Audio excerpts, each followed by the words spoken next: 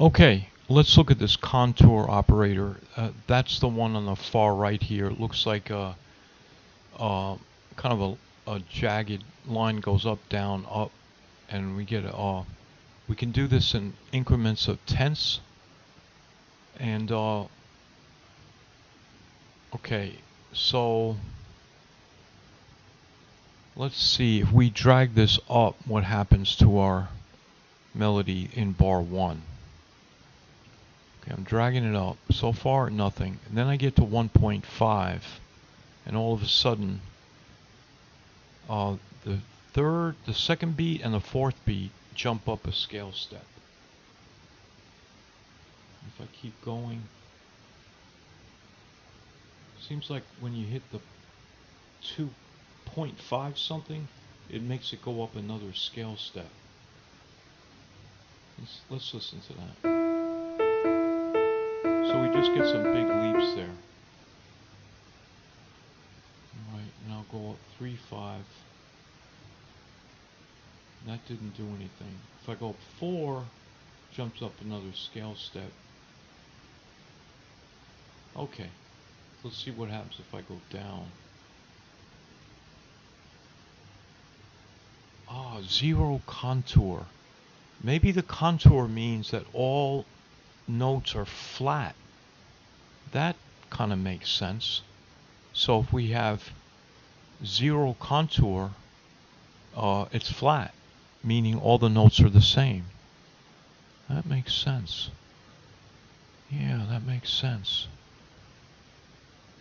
Okay, so we now let's see what.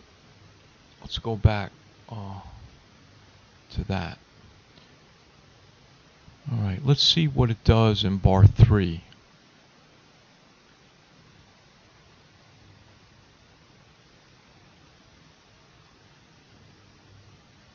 I'm noticing something that these values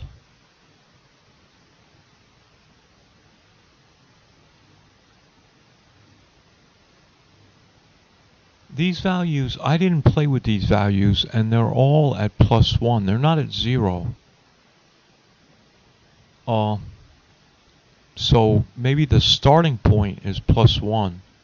In other words, when they're not on, there's no change in contour. It reads +1 because this is white, and that always indicates that there's been an adjustment to the variation or the operator. Alright, anyway, let's see what happens if we drag this up. Well, now we're going up, but the notes are going down.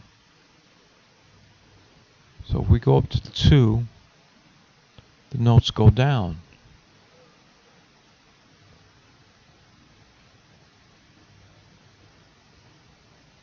It's kind of like applying a bell curve.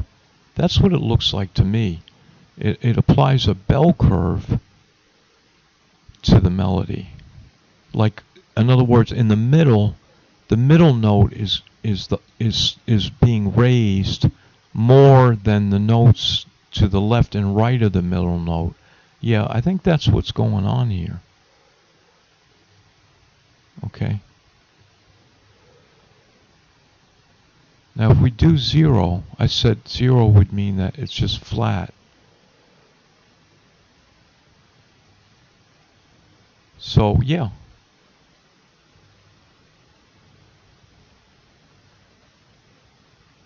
So that's variation off. Now with it on at 0, well, it's not flat. In any event, if we drag up, the notes go down. If we drag down, the notes go up. Let's hear that.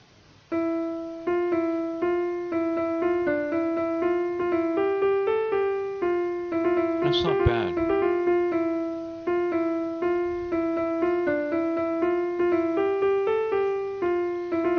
Because the melody actually kind of needed that in some ways.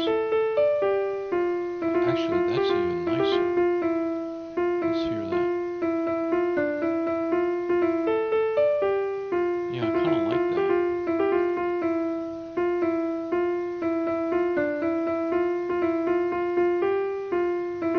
It's not bad.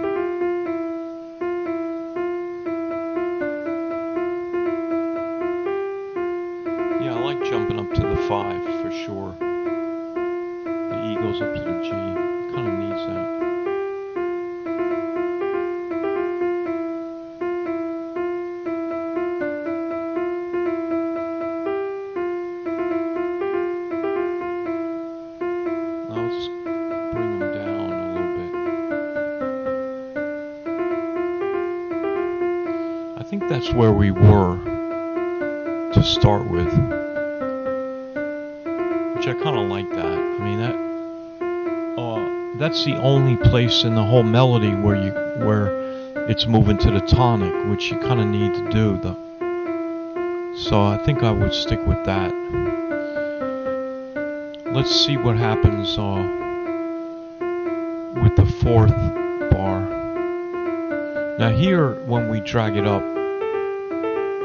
they're moving up again. I don't know why the notes move down in the opposite direction with bar 3. Anyway,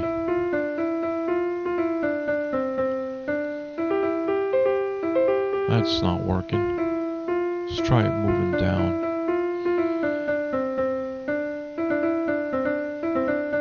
That's not bad. That's kind of like the last 2 bars kind of sit in the tonic. The tonic kind of just going alternating, C and D with a little E in there. Yeah, but it's static because bar 3 is also in the tonic. It's really kind of static. It needs a little more movement than that. Let's try it. That's too much. See what happens here. So there,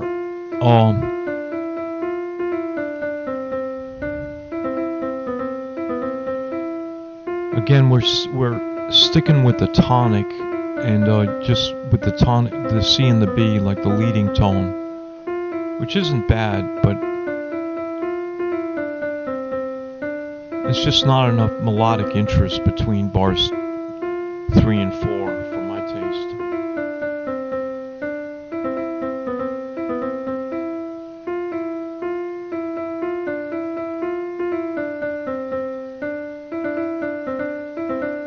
Yeah, I think that works there.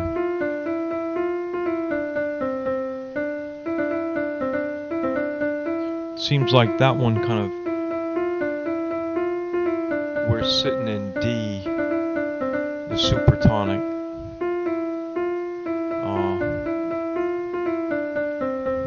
Yep. Okay. So that's contour. Really cool. Really, really cool operator there. I mean, you could just sit here and play with it, and see if something works. I mean, I think a lot of this is just combination of randomness, like these generators, and then trial and error.